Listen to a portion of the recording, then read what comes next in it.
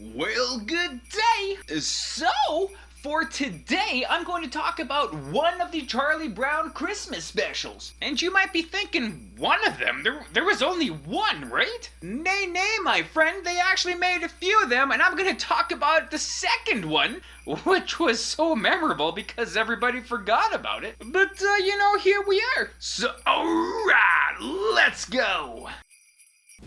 Okay, so we start this random Mod Podge of stories with Rerun trying to slide down a hill in a cardboard box. But he's not having that much success, no matter how hard he tries. Next up, we got good old Charlie Brown, and he is going around door to door trying to sell Christmas wreaths that he made himself, so get on his entrepreneurial spirit. But with not that much success either, because at this point in the story, it's not even Christmas, it's American Thanksgiving. And if there's one thing Charlie Brown loves at Christmas, it's commercialization. But hey man, good on him for trying to spread some Christmas cheer, right? Speaking of the old Charlie Brown Christmas special, we do have some fancy little throwbacks to that one. In this one, Sally asks Linus about the meaning of Christmas. And he starts to tell her about the story of the shepherds going to meet baby Jesus, but Sally is super fixated on shopping and how horrible shopping is and how much she hates it. But just like the other stories, that sequence kind of ends pretty quick. But at least we finally get to a storyline that is a bit more substantial in the special. We go on a bit of a tangent about Charlie Brown wanting to buy a pair of gloves for Peggy Jean, this girl that he really likes, because he wants her pretty hands to be warm. Which is kind of an odd compliment, but hey man, I guess Charlie Brown was never really known as a charmer. But man, these gloves are $20. He can't afford that on his salary. So drastic measures must be taken. He sells all of his comic books to raise the $20. And the comic fan in me hopes he didn't have some really rare gems in there that he got hosed on when he was selling those off. But nonetheless, he's got the money now. He goes to the mall to get these gloves. He even sees Peggy Jean at the mall, and she shows him her new pair of gloves that she just got, which is such a Charlie Brown thing to happen. But hey man, he still got to $20, so he can buy something else, right? Nope. Cause he still buys the gloves, and for some reason gives them to Snoopy. So I'm assuming the next Charlie Brown television special will be called That's a Horrible Investment, Charlie Brown. I'd watch it. We also have another kind of main story to this special. We have the annual Christmas play at school happening.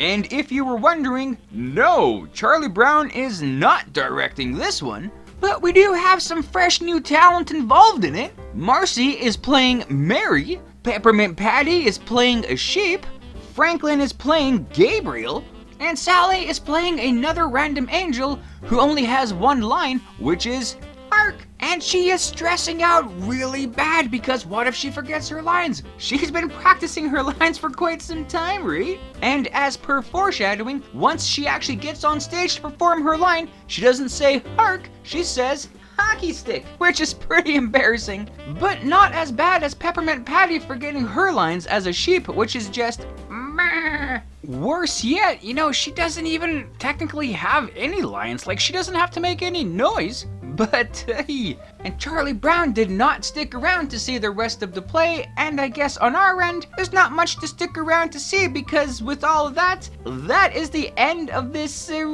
incoherent tale. Yeah, so that was a Christmas special. Or more specifically, that was a bunch of randomness that had Christmas thrown into it. Which is actually really odd, once you consider all the original Charlie Brown specials that they've had on TV back in the day.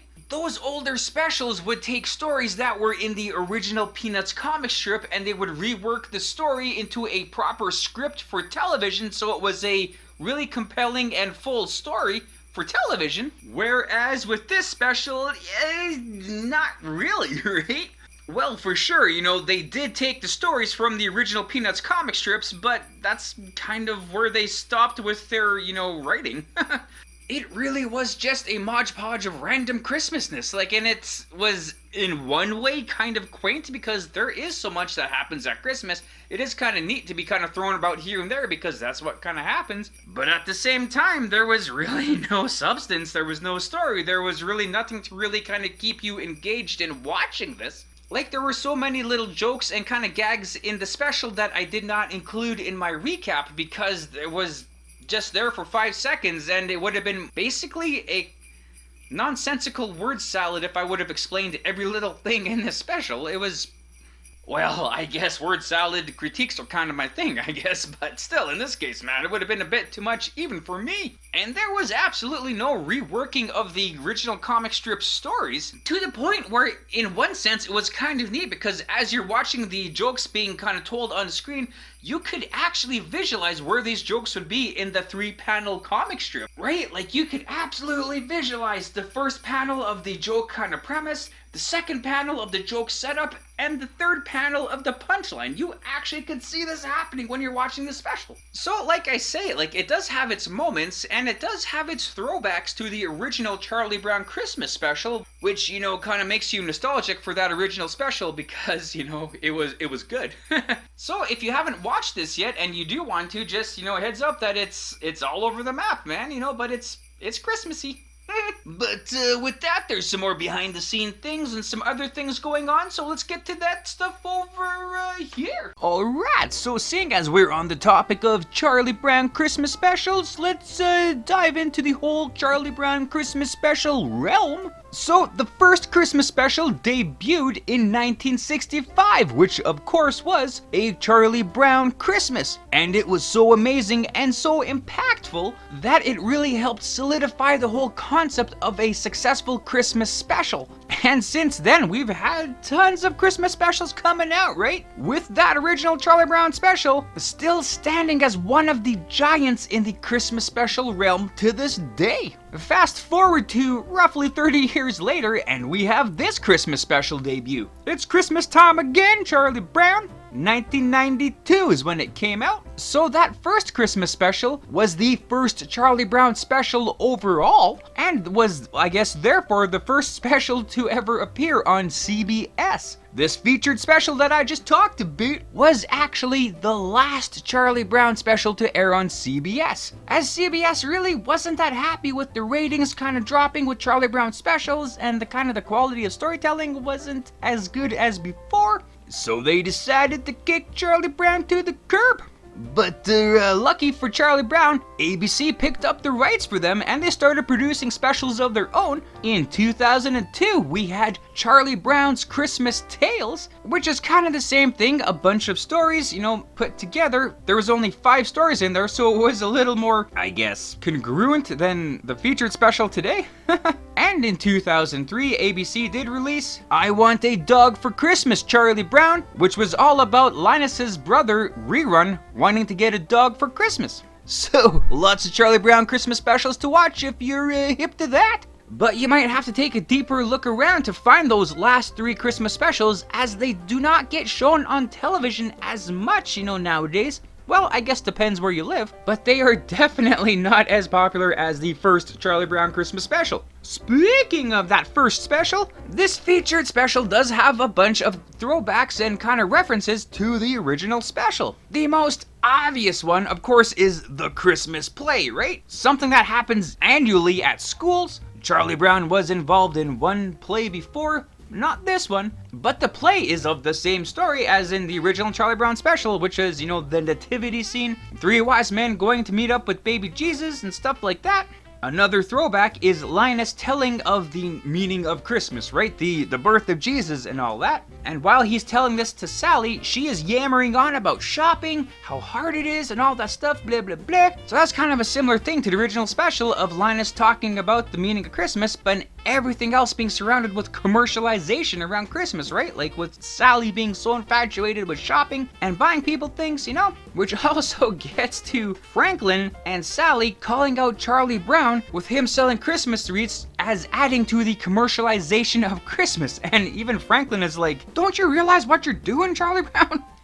This goes goes against everything you did in the last special. In one sense, yeah. In another sense, not really. If we take a look at the Christmas tree that Charlie Brown bought before, it was a really raggedy, limp, tree that will fall apart if you look at it more. And Sally has said in this special that the branches Charlie Brown used to make these wreaths were the broken off, discarded, nobody wants branches from the Christmas tree lot. So he's kind of sticking with the notion that just because something doesn't look perfect doesn't mean it's garbage, right? He's still repurposing these things and making them look good, just like all his friends did with his Christmas tree at the end of that first special. That might be a bit of a stretch, but pretty good.